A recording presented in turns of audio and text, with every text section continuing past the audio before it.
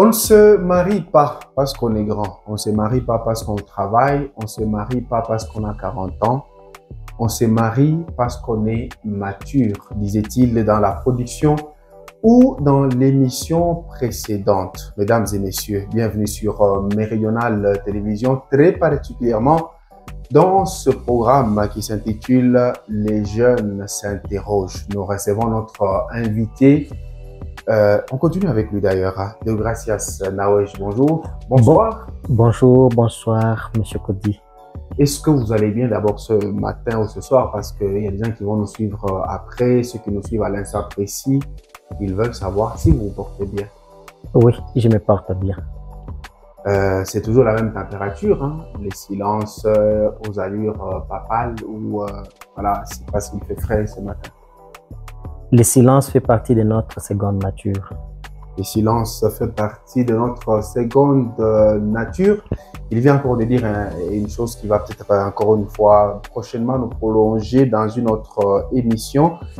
Aujourd'hui, on va parler de qui doit se marier. La fois passée, vous avez dit qu'il fallait pas se marier parce qu'on a 30 ans, parce qu'on a 40 ans, parce qu'on a du travail, parce qu'on a terminé les études. Mais le mariage était une chose de mature. Que voulez-vous dire à la femme? Effectivement, puisque si vous avez suivi l'émission qui a précédé l'autre émission, nous avons dit, c'est puisque la famille a démissionné, puisque les parents ont démissionné, puisqu'on n'a pas de repères. C'est comme ça que la jeunesse se trouve sans référence. Elle se débrouille. Elle se débrouille avec tout ce qu'elle ramasse comme éducation, tout ce qu'elle ramasse comme modèle, tout ce qu'elle ramasse comme référence. Alors, cela nous a ramené à parler de la famille. Et parlant de la famille, nous nous rendons compte que c'est cette famille qui constitue l'Église, c'est cette famille qui constitue les entreprises, c'est cette famille qui constitue les gouvernements. Donc, tous ces animateurs que nous avons à tous ces niveaux-là viennent des familles. Et quand on parle de la famille restreinte, nous voyons papa et maman. Et les jeunes qui nous suivent, ils reprochent aux parents de n'avoir pas donné le modèle. Mais demain, nos enfants risquent de nous reprocher la même chose. Oui. Dire qu'ils n'ont pas de repères. Si nos parents n'ont pas donné des modèles, si nos parents n'ont pas donné des repères, qu'est-ce que nous, jeunes aujourd'hui, qui aspirons demain à devenir parents, allons d'abord avoir comme bagage pour nous engager à fonder une famille? Afin d'assurer l'avenir. L'avenir de l'Église, l'avenir de notre société, l'avenir de notre pays en général sera assuré par ces jeunes. Parce que même des hommes de Dieu passent à un moment donné. Ils passent. Celui qui a commencé avec l'Église méthodiste n'est pas celui qui est là. Celui qui a commencé avec l'Église Garingaz n'est pas celui qui est là. Et donc, il faut une jeunesse assez mûre, assez mature pour la gestion de la société future. C'est d'ailleurs ce que je vous ai dit la fois passée. Dans d'autres sociétés, il y a une éducation intentionnelle. Mais malheureusement que dans notre société, il n'y a pas une ligne directrice. Et par surcroît, il y a une technologie qui vient de s'ajouter. Et au lieu que nous prenions le bon côté de la technologie, nous sommes basés sur le mauvais côté. Les autres ont exploité cette technologie pour vendre leur culture. Mais nous avons exploité cette technologie pour enterrer nos valeurs. Anéantir pratiquement. Ouais. C'est ça notre vrai problème. Puisque nous ne devons pas être cette société de rendez-vous ratés. La technologie, c'est une opportunité qui arrive. On ne peut pas dire du mal de la technologie, vu que cette télé par laquelle vous me regardez, c'est une technologie. Ce téléphone par lequel vous me regardez, c'est une technologie. On doit exploiter ça à notre bénéfice. Mais malheureusement que cette nouvelle technologie, cette évolution de la technologie, nous l'utilisons à notre destruction. Et ça, vous ramenez toujours sur l'immaturité, entre parenthèses, de ceux qui se sont mariés et qui ont engendré ou mis au monde des enfants que nous sommes. Pas leur immaturité, puisque il y a une chose que j'ai apprise, c'est que nos parents ont toute la bonne volonté. Tout ce qu'ils nous donnent comme éducation, c'est ce qu'ils ont reçu. Ils ne peuvent pas nous donner au-delà de ce qu'ils ont reçu. Mais peut-être, ils doivent nous apprendre qu'au-delà de ce que nous vous donnons comme éducation de base, écoutez, voilà, vous pouvez apprendre en suivant cette ligne directrice. Mais malheureusement, vous verrez que dans la société où nous sommes, la plupart des foyers actuellement, nous avons des foyers monoparentaux où les garçons ont ancienneté à gauche, ils n'étaient pas matures, l'enfant grandit par la grâce et la force des yeux des gens de la société, puisqu'on les regarde trop, il grandit. Aucune base, aucun repère. Et quand vous voyez même dans d'autres sociétés plus évoluées que les nôtres, ce n'est pas seulement notre problème. Ailleurs, vous trouvez dans une société où on encourage les femmes à avoir des enfants, mais rester célibataires. Ça veut dire, tu es dans un couple, tu as un enfant, le gouvernement ne te paye pas. Mais celle qui est mère célibataire, le gouvernement lui donne l'argent. Le gouvernement paye. Paye la mère célibataire. Donc les femmes préfèrent être plus célibataires. Célibataire que mariée. Avec enfant qu'être mariée avec enfant. Et tout ça, vous vous rendrez compte que l'objectif derrière cette politique, c'est pour détruire la noyau, et le noyau plutôt de base, qui est la famille. C'est pour attaquer. Et vous voyez dans d'autres sociétés, et d'ailleurs ça arrive aussi ici chez nous, où on fait la promotion plus de l'emploi pour la femme. Justement. Parce que quand vous allez même chercher du travail, vous avez les mêmes compétences que la femme à côté de vous, vous avez les 9% de compétences alors que la femme a 7%, parce que les femmes, elles peuvent être prises au travail et vous restez dehors. Oui, c'est bien cette politique. Ben, je sais que les femmes ont bien embrassé ça. Ils ont dit, bon, écoutez, nous allons petit à petit, nous aurons 50-50. Oui, c'est bien. Mais après, on aura 50-80 et non, 80-20, où les hommes, on prend que 20% des hommes et 80% de femmes. Et on paye par surcroît les femmes qui ont les enfants sans mari. Et vous avez un mari à la maison qui n'a pas du travail. Vous avez un enfant, on ne vous paye pas. Mais il y a une voisine qui n'a pas de mari, qui a un enfant qui est payé. Le choix est clair. C'est quoi la faute de... Parce qu'on parle de la maturité. Qu'est-ce que vous reprochez par rapport à ce que vous venez de dire? C'est quoi... À quoi... Je ne sais pas comment poser la question. Qu'est-ce que ça a à voir avec la maturité? Voilà. Ok. Je vous ai dit tantôt que le parent ne donne que ce qu'il a reçu. Ça veut dire, l'information que le parent donne à son enfant, en quantité et en qualité, c'est ce qu'il a reçu de ses parents. Et s'il n'a pas reçu de bonnes informations dans différents domaines de la vie, ça veut dire qu'il donnera des mauvaises informations, bien des informations insuffisantes malgré sa bonne volonté. C'est là que ça demande une certaine maturité. Et cette maturité, on ne saura pas donner tous les domaines dans lesquels on doit être mature. La première, c'est qu'on ne connaît pas tous les domaines. On est en train d'apprendre. La deuxième, c'est que la télé, c'est le temps. La télé, justement, c'est le temps. Donc, on sera obligé de donner quelques points. Si on ne termine pas, hein, on va continuer même prochainement. Et donc, on va prendre quelques éléments qu'on va proposer. Mais ici, il faut une petite précision. Nous ne parlons pas de mariage comme ça s'est fait ailleurs, où c'est papa, papa, maman, maman, non. Nous parlons du mariage entre un homme et une femme. Et vous allez constater que lorsque l'invité va commencer à justement développer petit à petit les types de maturité, nous allons beaucoup plus parler de deux hommes, de deux humains avec deux sexes différents. Pas vos histoires là de papa, papa, maman, maman, parce que nous, ça ne nous intéresse pas. Oui, continuez.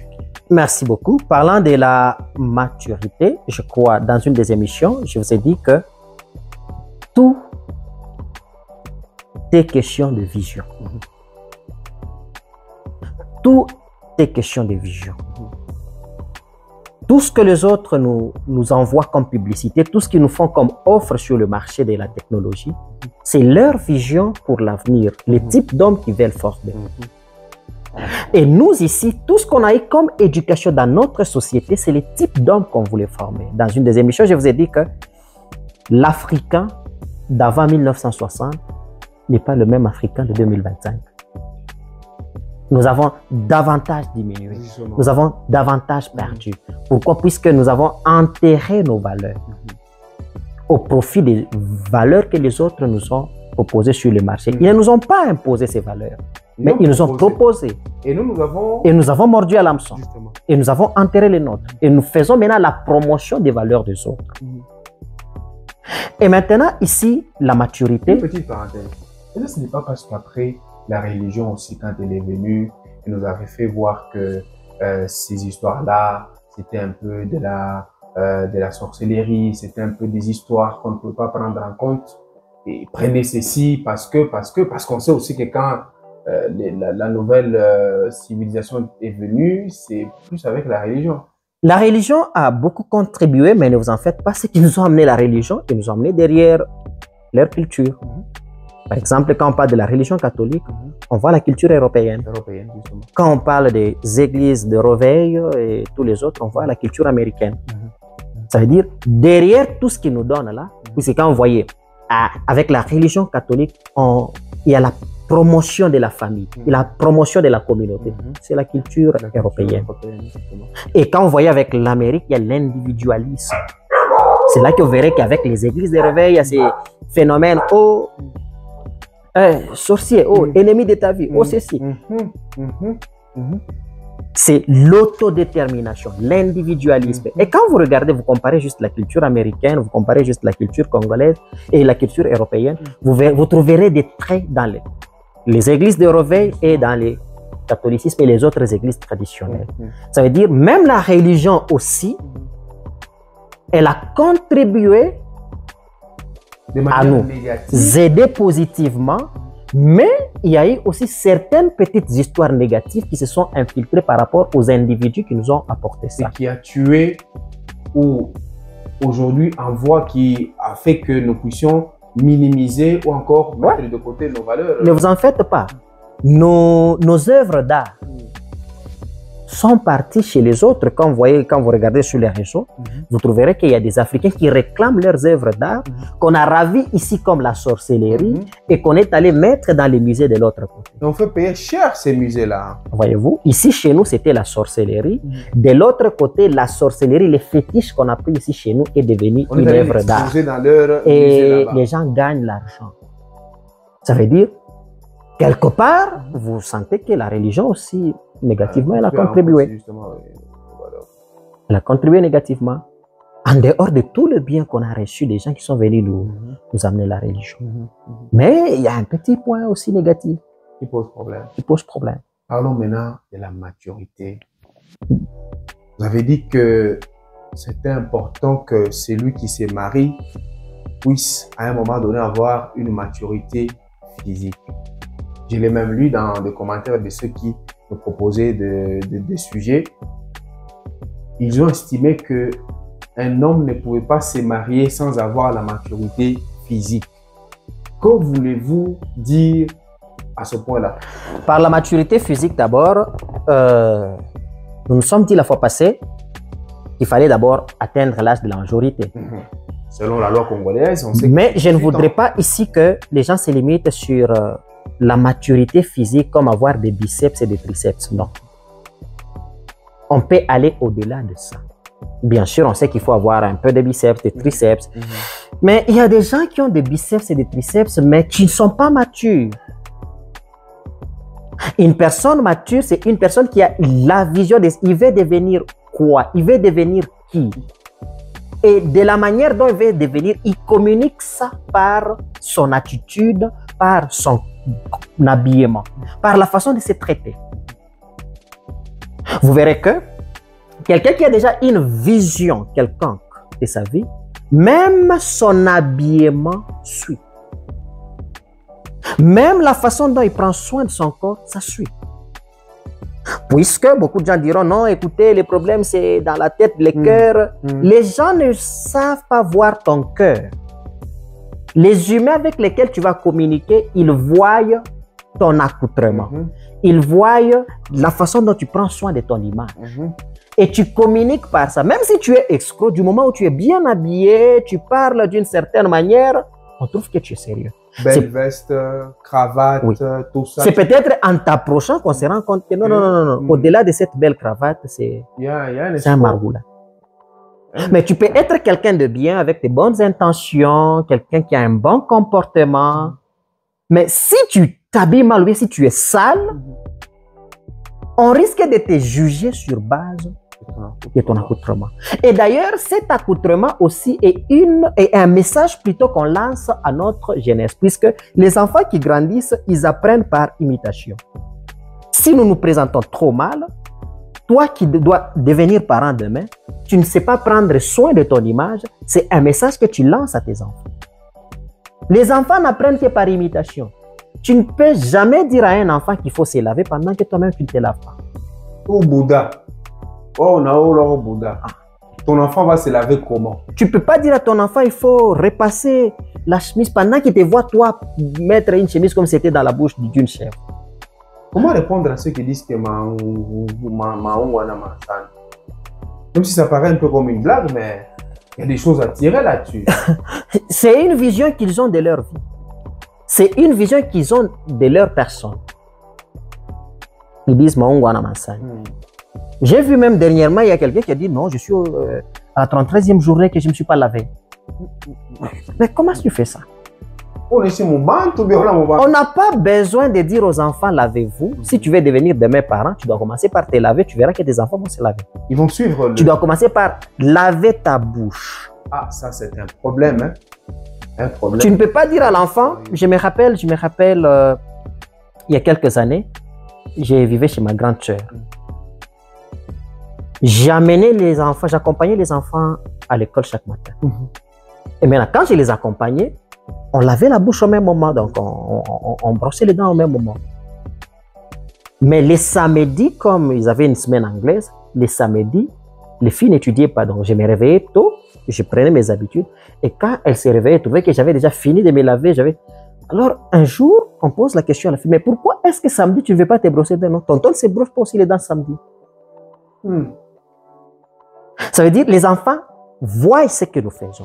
Alors, si tu veux devenir demain papa, tu es jeune, tu dois tisser, tu dois construire le modèle physique que tu dois donner à tes enfants. L'accoutrement, la façon de prendre soin de soi, la façon de travailler son image, puisque c'est ça la fenêtre qui te permet de communiquer avec le monde extérieur. Même la façon de se coiffer. Ouais. On dit non, tout ça, ça ne fait pas, non, l'habit ne fait pas de moine. Mais on reconnaît un moine par son habit. Quand il est habillé, on se dit ça, c'est l'habillement d'un moine. Même si au fond, c'est pas ça, mais d'abord, tu dois travailler ta présentation, ton image. Il faut prendre soin de soi. Tu risques de rater un bon partenaire puisque seulement tu ne prends pas soin de toi. Tu risques de rater une belle opportunité puisque tu es très intelligent, mais ta chemise est en désordre. Quand tu regardes, on dit non, celui-ci, on ne le prend pas. Et d'ailleurs, actuellement, dans le travail, il y a des psychologues. Tu arrives là-bas, des cheveux. Il est intelligent, mais il est désordonné. Son apparence n'est pas intéressante. L'apparence, elle est très intéressante. Alors, il faut être mature pour savoir qu'il faut prendre soin de soi. Il faut avoir aussi une vision, comme ouais. vous l'avez dit. Quand tu as la vision de qui tu es, tu verras que tu ne peux pas aller te promener pieds nus, tu traverses la parcelle, tu es de l'autre côté. Tu ne peux pas sortir avec une chemise dont tu ne t'es pas lavé la bouche, tu as déjà la bouche, et tu es déjà à la route, tu parles politique, tu cries. Tu parles sport. Non, ça ne va pas. Tu parles, il y a beaucoup d'histoires. Ça ne va pas. Tu ne peux pas sortir tel que tu es dormi. Parfois, tu es en Paris foot parce que tu as gagné. On est en retirer ma coute au Paris foot sans avoir brossé la bouche. Et tu arrives là, tu parles à tout le monde. Mais même quand les gens veulent éviter, puisqu'ils se rendent compte que tu sens de la bouche. Et des gens comme ça aiment toujours nous parler carré pour un chauffeur, pourquoi? Voilà. Et c'est très important. Et un petit élément qu'il faut ajouter. On ne parle pas, ça dit quand on a seulement brosser les dents, c'est pas ça. On brosse toute la bouche. Oh, mais la brosse là, on mène. Mais il y a un problème. Il faut brosser toute la bouche. Tu brosses la langue. Comme ça, tu peux marcher tranquillement. Bien. Ce qu'on nous dit ici, c'est important, ça va nous aider même dans la vie. Tu pars te marier. Ou on voit la mouba comme un voyou. Attends, bon père moyen.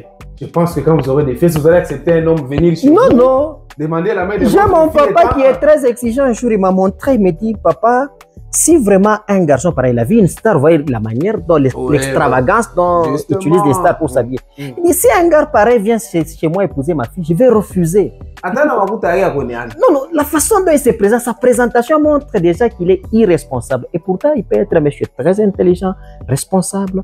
Et d'ailleurs, c'est ce qui vous aide à avoir de bonnes relations. L'image que vous avez de vous-même. C'est vous qui montrez aux gens comment vous traitez. C'est vous qui montrez aux gens comment vous respectez. Vous verrez que quand vous marchez sur la route, vous croisez juste un enfant comme ça, mais par sa façon d'être, il vous impose des respects. Mais sur la même route, vous croisez une grande personne par sa présentation. Vous avez l'impression que vous pouvez même le maltraiter. Parlant de la présentation, moi je me rappelle, monsieur Deo, nous sommes à l'université ici. Tu vois un peu la brutalité avec laquelle parfois certaines personnes agissent tout ça. Tout le monde est mimi. Un type parmi nous était habillé en costume. C'était un jeune, on le connaît très bien tout ça. Il a été sécurisé parce qu'on a estimé que lui il était mieux que nous. C'était un petit. Alors, tout coach, on a fait comme bousculade, il faut que les gens rentrent ballon sur le Congo. Mais lui s'est arrêté vu qu'il était bien habillé. Il a été respecté. Il est passé par cette barrière. Nous, ici, on a à Indie parce qu'on avait une mauvaise apparence. C'est très nécessaire. C'est vous qui montrez au monde comment vous traitez. C'est vous qui communiquez au monde les respects qu'il vous doit par votre apparence, par votre image. C'est vous qui dites au monde maltraitez-moi par votre image. C'est vous qui dites au monde respectez-moi par votre image. C'est vous-même qui communiquez sans parler la façon dont vous vous présentez. C'est très nécessaire étant jeune qu'on ne néglige pas l'aspect image. L'apparence physique, elle est très importante, quelle que soit votre spiritualité, quelle que soit votre intelligence, quelle que soit votre vision, quel que soit le travail. La façon dont vous présentez, vous verrez que quelqu'un qui vient, il ne connaît pas le travail, il est bien habillé, on le paye cher, et toi tu connais le travail. Du fait que tu es mal présenté, on te paye moins cher. Ça veut dire la maturité physique, elle est très importante. Prendre soin de son image, soigner son apparence, c'est très important. Aux journalistes, on a rendez-vous à Kawamba. Non, non, vous n'avez pas 20 000 francs. Parce que ta présence n'est pas du tout, comme M. Deo est en train de le dire, appréciable. Il faut parfois soigner cette apparence parce qu'après, ça vous qualifie de mature ou de responsable. Parce qu'ici, nous parlons maturité en quelque sorte de responsabilité seulement. Je pense que c'est ça. Ouais. On monte au responsable, on regarde sur voilà, je suis même pas mais on est dans bimo et Ivy. Monsieur Deo, moi je vous raconte une histoire. Un journaliste d'ici, très célèbre. Pour lui, auditeur avant de Fataka, ça risque à tout bien, il faut vous rencontrer, tout ça, tout ça. Français, puis il vit à Bidou de Yagonéan. Il rencontre les types au centre-ville. En regardant la boutique à Samanié, c'est non, c'est lui que j'entends. Hein. Et la personne ici, déjà quoi, Tchana. Et je sais que dans notre société, on ne nous a pas encouragé de travailler notre image. C'est très nécessaire. Mais vous en faites pas. Je sais que quelqu'un peut me contredire en me disant que est-ce qu'elle est millionnaire? Ah oui, ça aussi, hein? Vous ne voyez pas qu'il s'habille simplement. Mais lui, là, il a déjà une entreprise qui parle pour lui. Il a déjà un nom qui le précède. Monsieur Bill Gates. Toi, on ne te connaît nulle part. Tu viens d'une famille comme la mienne qui n'a pas de griffes. Ça veut dire que tu dois te frayer la place. Et si tu penses que tu peux te présenter en désordre, puisque lui, s'il se présente en culotte avec t-shirt, on va dire il est simple. Mais toi, si tu te présentes en culotte et t-shirt, on va dire tu es désordonné. Pourquoi est-ce que tu ne veux pas devenir ça jusqu'à ton âge? Donc, lui peut venir en chemise, en basket, on va dire non, il est humble. Mais toi, si tu viens comme ça, on dit pourquoi est-ce que tu ne sais pas que ça c'est un lieu officiel, on doit s'habiller en officiel. Ça veut dire qu'il ne faut pas te comparer avec une personne dont le nom le précède. On connaît son nom. Dès qu'on cite son nom impose respect. Son nom impose considération. Mais toi, jusque-là, on ne te connaît nulle part. Même pas sur ton avenir. C'est ce que j'allais dire. Même dans la parcelle où tu vis. Moi, je me rappelle quelqu'un qui a fait dans sa parcelle 2 ans. On ne connaissait pas comment il s'appelait. Hein? Bah oui. Et puis, tu veux te pointer en culotte, en t-shirt, tout ça, pensant que c'est ça être star. Ce n'est pas de la maturité. Monsieur Déo, des gens se sont piochés des belles filles, de très bonnes familles, suite à leur apparence. Ouais, il y a des garçons qui ne sont pas sérieux du quartier d'ailleurs. Non, même les frères des églises. Vous voyez, la plupart de nos frères d'église, ils ont un sérieux problème. Non, les sœurs ne veulent pas nous épouser. Les sœurs veulent le païen. Mais les païens là sont frais. Les païens là prennent soin d'eux. Vous venez en polo, non, en prière, non, je suis en prière de 3 jours, je ne brosse pas les dents. Dieu m'a... Non, ça c'est la saleté. Ça c'est la saleté. Ma frère au terrible. Ça, c'est la saleté. Ça veut dire, les filles regardent à l'église et trouvent qu'à l'église, là, il n'y a pas de frères propres, frères. Donc, quand ils te voient comme ça, elles stressent. Ça coûte quoi un déodorant au centre-ville? Non, ça sont des histoires de la chair. Non, nous sommes sur la terre. Nous sommes sur la terre, nous sommes des hommes de chair. Donc, cette chair, on doit la travailler. Cette chair, on doit l'améliorer. Cette chair, on doit l'embellir. C'est important. Il n'y a pas de péché pour ça. Attaque en Molocogne, ça peut aider, non? Même Jésus lui-même, il se présentait bien. Il avait un accoutrement bien. C'est comme ça que sa robe, on ne l'a pas déchirée. On l'a jetée au sort. Pourquoi? Puisqu'elle coûtait cher. Même si tu n'as pas d'argent, ici, on ne dit pas qu'il faut avoir des histoires chères. Justement. On peut avoir un seul habit, mais on est propre. Quelqu'un de propre. Je connais un garçon propre. Il n'a pas beaucoup de chaussures. Il a un seul pantalon, une seule chemise. Mais il est propre, toujours propre. Anafula, anakakoma. Le matin, vous à 7h, 8h, en avoir. C'est pas une question d'avoir beaucoup d'habits. C'est pas une question d'avoir beaucoup d'argent. Mais c'est une éducation. Être propre, être bien présenté, c'est une éducation.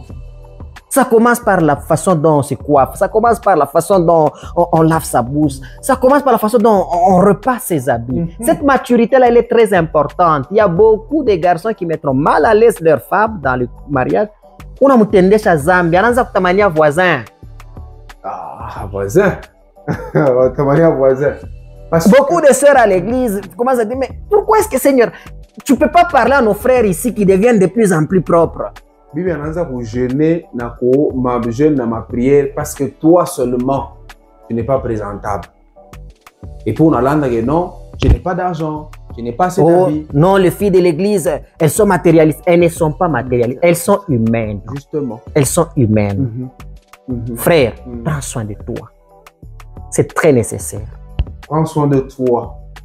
Prends soin de ta coiffure. Prends soin de ta bouche. Prends soin de tes habits. Prends soin de comment tu dois sentir. Hein? Karou Foukal. C'est très important. Voilà un peu ce que M. Déo voulait justement partager avec nous sur la maturité physique. Je ne sais pas si vous avez une chose à ajouter. Oui, vous verrez qu'on n'a pas touché d'autres aspects de la maturité physique, vu que ce n'est pas l'espace approprié. Les jeunes, vous-même, vous savez comment est-ce que nous organisons pour en parler davantage, puisque le physique, il y a beaucoup de points, mais ici, nous avons parlé plus de l'aspect physique, de la présentation. Et je sais que on ne t'a pas blessé. Puisque toi, tu peux te fâcher, non, comment est-ce qu'il parle comme ça? Non, on ne t'a pas blessé. Notre objectif était de te rappeler que tu rates beaucoup d'opportunités. Tu rates beaucoup de faveurs même à cause de ton apparence. Même la famille qui t'a récemment repoussé là, c'est parce que, tel que M. Déo l'a dit, tu n'avais pas une bonne présentation physique. Oui, c'est ça, je pense. Oui, oui. Je crois que c'est le problème qu'on éprouve. Oh non, les sœurs ici, elles veulent seulement les frères de l'extérieur. Non, non. Regarde-toi aussi. Juge-toi aussi. Regarde un peu. Est-ce que vraiment, même toi-même, hein, mets-toi à la place de cette fille-là, même toi-même. Est-ce que tu accepteras que toi aussi, ma chère, même si tu pries beaucoup, est-ce que, même si on dit Jeep, il faut s'habiller de sa maman, est-ce que c'est ta Jeep-là